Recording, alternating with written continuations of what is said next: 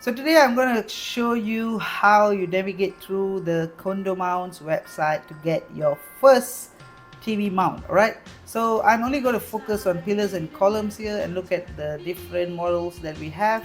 Alright, so when I click into Condomounts column and pillar TV mount, this site appears. Okay, this is under www.condomounts.com.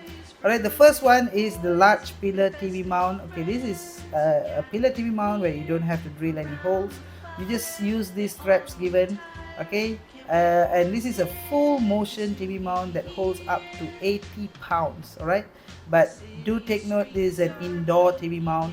Okay, to be used indoors. Okay, so the difference between the first one and the second one here is this one fits a small pillar, a round, square, small pillar, any shape, you know, but a small pillar, while this one it fits in larger pillars. Okay, it fits in 8-inch and wider pillars, while this one it fits in 4-inch to 12-inch pillars or posts.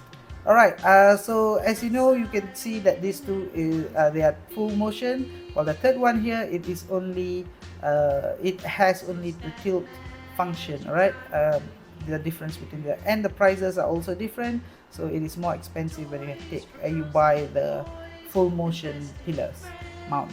Alright, next we also have shelf mounts, pillar shelf mounts, monitor mounts, which specializes on mounting monitors. Right, mounting monitors with a smaller VESA size.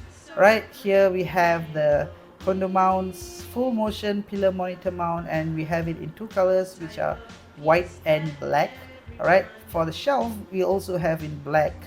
Alright, and next we also have this mount right here. Okay, this is actually a universal pillar sound bar mount.